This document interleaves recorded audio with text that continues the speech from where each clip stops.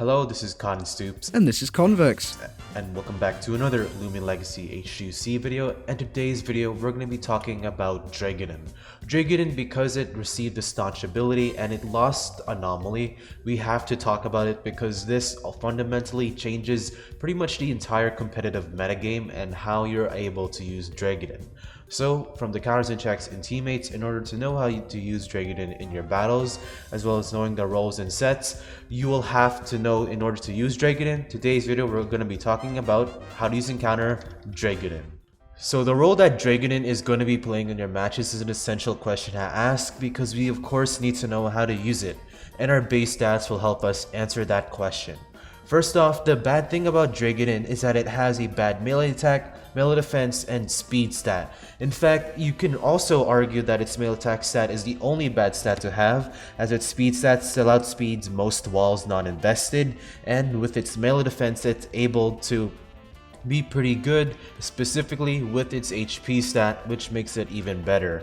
96 and range defense being 82 are all pretty decent bulk. This is on the levels of the stuff like Eclipse. However, due to Dreggodyne's defensive typing, which I'll get onto later, it can actually utilize that pretty well. And your energy stat of 92 makes you have the ability to throw up a lot of high base power moves very effectively. And of course, the meat of your base stats, your range attack of 135. This is one of the highest range attacking stats in the game, especially for a Lumion that can be rallied, and this will ultimately be very good if you're trying to wall break, giving Dreggodyne some pretty good power even with not invested.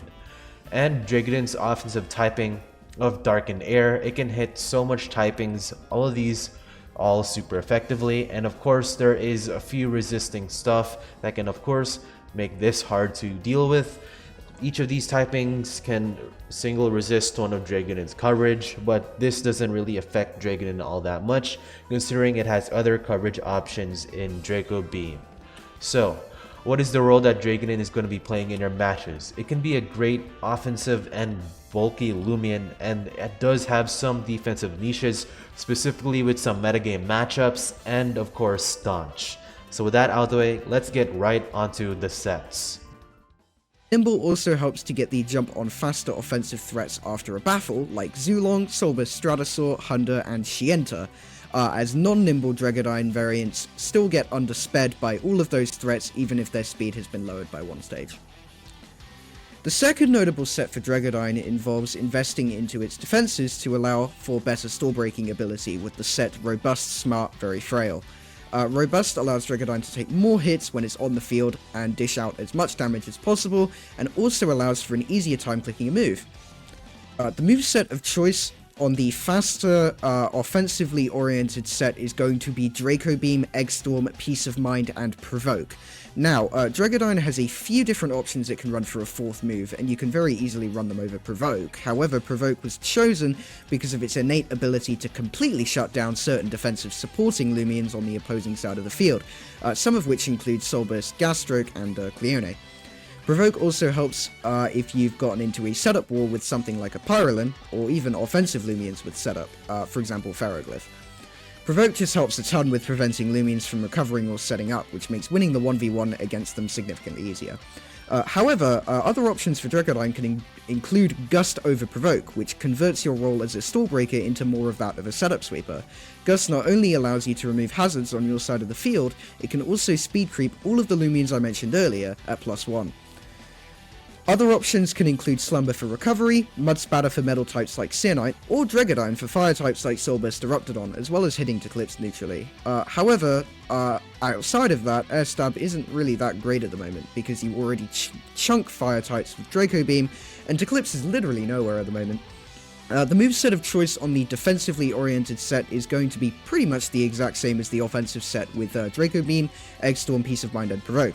However, I do want to say there is more of an incentive to run Slumber over Provoke to ensure you have consistent recovery, since you're more defensively invested. Dust can also be run on the defensive set for hazard removal, but it's entirely up to you. Now, onto items. Generally, the top 2 picks for items Dreggodyne might want to use are going to be Health Amulet and Mysterious Dust. Health Amulet can be ran for consistent recovery, which is great for both offensive and defensive sets alike, however, isn't really necessary when you're running Slumber. Mysterious Dust is a great pick, not only for the Slumber synergy, but also to rid yourself of potential poisons from Lumions like Soulburst Gasstroke. Since you're a Stallbreaker, you're going to be switching into Soulburst Gasstroke quite a lot, and it can easily put you on a timer with poison and switch out into something that counters you. Mysterious Dust can be ran to mitigate this, and essentially entirely shut down what Soulburst Gasstroke, as well as other Lumions with poison, can do to you.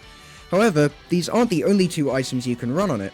Energy Orb can be great for minimizing energy costs, as both Draco Beam and Rejuvenate are pretty expensive moves to click, and something like an Essence can be ran for increasing certain damaging moves.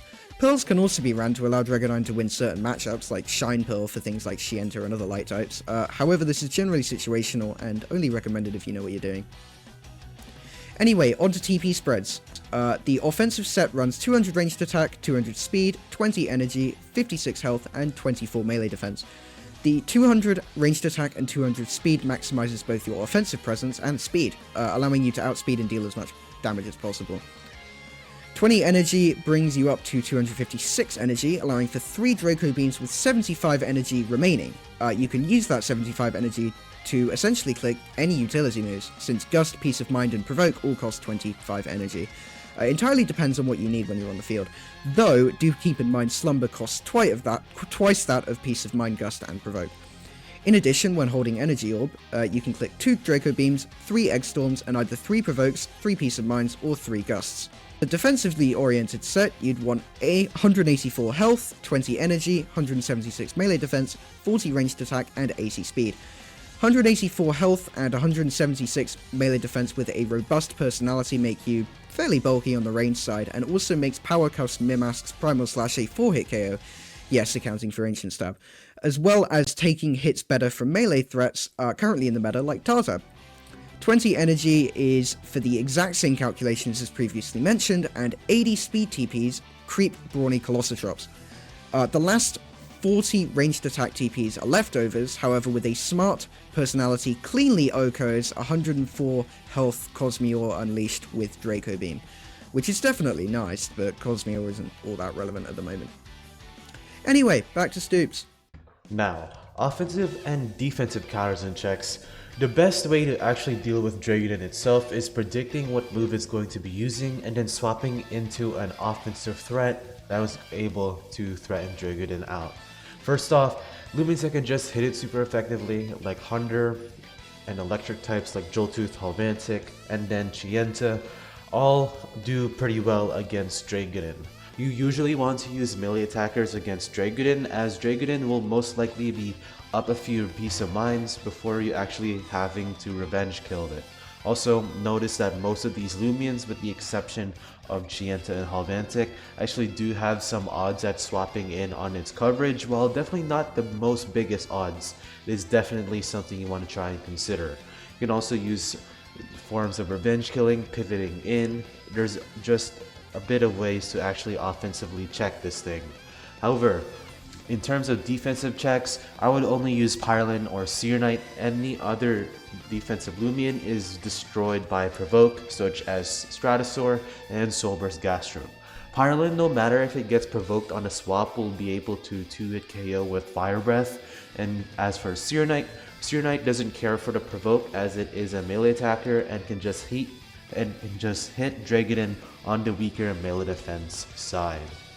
When it comes to teammates, Dreggodyne flows buzzer smooth with offensively oriented teams regardless of his set, as his ability to stall break with Provoke is something a lot of offensive teammates absolutely love. The actual team composition doesn't really matter that much, as long as it's offensive and can build pressure, but for example, Lumions like Tartar, Jalusa, Glissadia, Soulburst, Eruptodon, and Honda are all pretty good picks. Dreggodyne can also slot well onto any team that struggles against Slapdown, as it can completely absorb whatever Vesperatu, Yearsoul, and Yearsnack throw at it.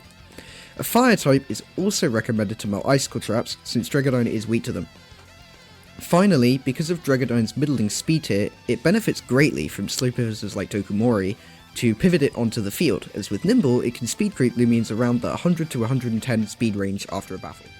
So what are your thoughts on Dreggodyne? Do you think it's good? Do you think it's bad? Or do you think it's just as good as its Uber form and is going to be very good in the OU metagame? Let me know your thoughts down in the comment section below. Convex will also have his channel down in the description, and he does regular showcase content on just doing battles in the Coliseum, as well as starting some new series such as his Lumion analysis series, which is similar to mine, except he's trying to tackle topics that are specific to the metagame that is happening right now.